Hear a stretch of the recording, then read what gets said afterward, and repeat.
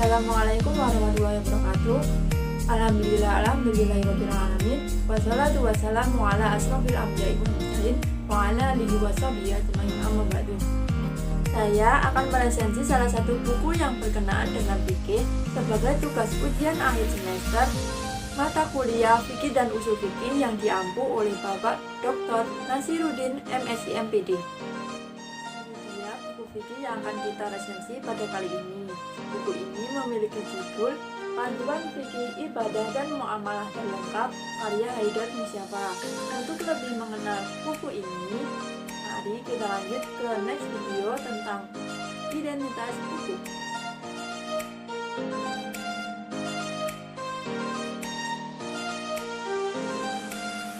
Buku ini ditulis oleh Haidar Mustafa dan diterbitkan oleh Kolam Hidayah.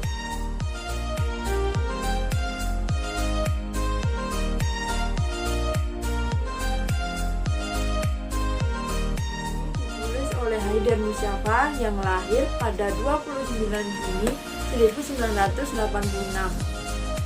Beliau adalah putra pertama dari Pak Sudarman dan Ibu Wandiem.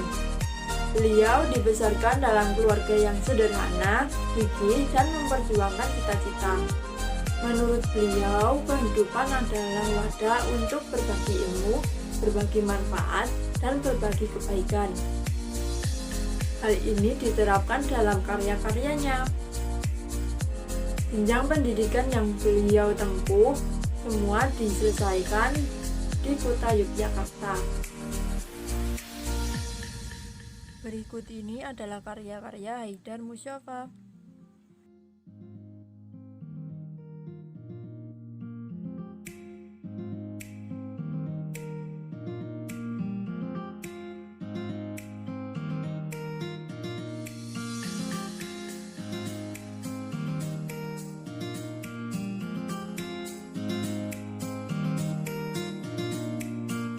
Buku ini akan membahas beberapa topik, diantaranya tentang bersuci, sholat, puasa, haji dan umroh, dan masih banyak lainnya.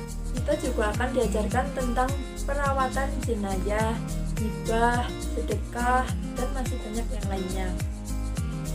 Dalam muamalah kita juga akan diajarkan bagaimana adab dalam kehidupan sehari-hari.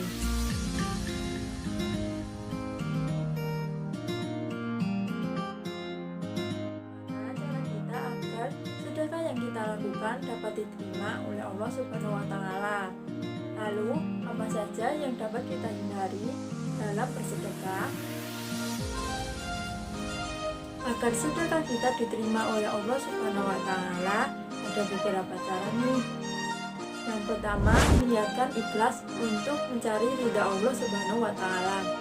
Yang kedua, sedekah dilakukan secara sembunyi-sembunyi tanpa diumumkan pada halayak ramai. Yang ketiga, sesuatu yang kita sedekahkan harus berasal dari yang halal dan thayyib. Yang keempat, sedekah diberikan kepada orang-orang yang berhak untuk menerimanya. Yang terakhir, sedekah dapat dilakukan dengan ramah dan santun. Lalu, apa saja sedekah yang tidak diterima oleh Allah Subhanahu wa Ta'ala? Kita dapat memperoleh jawabannya dalam buku ini. Yang pertama, sedekah dilakukan dengan harapan untuk dipuji oleh orang lain. Yang kedua, sedekah berasal dari sesuatu yang haram. Yang ketiga, mengungkit-ungkit sedekah yang kita berikan kepada orang lain. Yang terakhir, yaitu sedekah yang kita lakukan secara terpaksa. Apakah kamu tahu apa itu tawadah? Di dalam buku ini kita dapat memperoleh jawabannya. Tawadah adalah penutup serangkaian ibadah haji yang dilakukan jamaah haji sebelum pulang ke kampung halamannya. Ada beberapa sunnah yang dapat kita lakukan dalam melaksanakan tawaf wada. Yang pertama adalah sunnah terlebih dahulu untuk melaksanakan sholat zuhur, asar, maghrib, dan isya dalam perjalanan menuju kota Makkah. Pelaksanaan tawaf ini dilakukan setelah kita keluar dari Mina. Yang ketiga, melakukan sholat sunnah 2 rakaat setelah melaksanakan tawaf wada. Yang terakhir adalah keluar dari Masjidil Haram dari jalur hawa.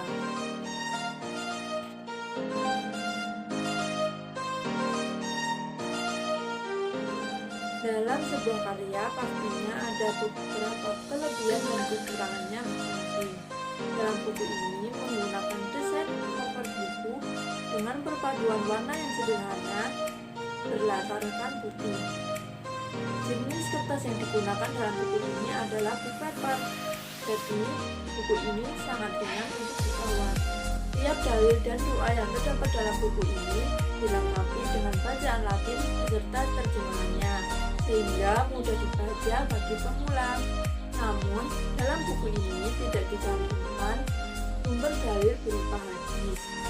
Buku ini sangat cocok untuk menambah wawasan bagi para pemula yang ingin belajar fikih.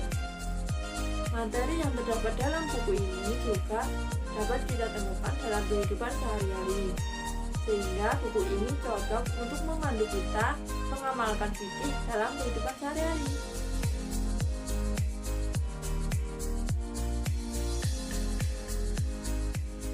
Pemilihan desain cover dan isinya akan lebih baik menggunakan desain yang lebih modern, sehingga pembaca tidak akan mudah bosan dan tertarik untuk membacanya.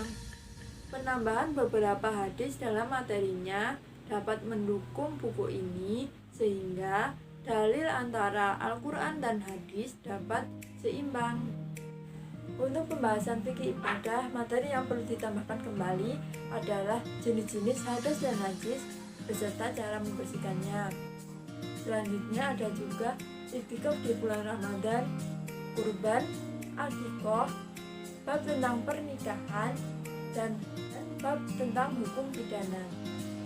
Untuk pembahasan materi fikih muamalah, ada beberapa materi juga yang perlu ditambahkan dalam buku ini, seperti mudorobah, musakoh, dan akad.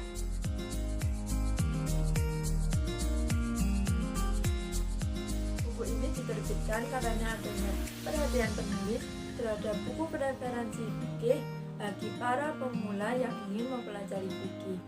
Kebanyakan buku fikih menggunakan istilah yang sulit dipahami dengan penjelasan materi yang cukup banyak.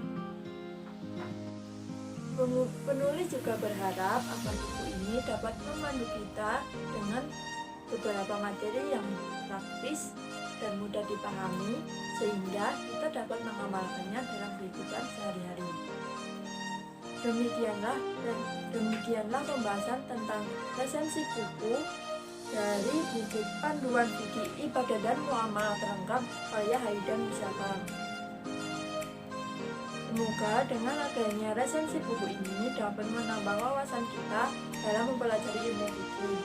Tidak hanya itu, resensi ini juga dapat digunakan penulis untuk lebih menambahkan kualitas buku agar menjadi lebih baik. Saya meminta maaf atas segala kesalahan dan kekurangan dalam penyampaian video kali ini. Wassalamualaikum warahmatullahi wabarakatuh.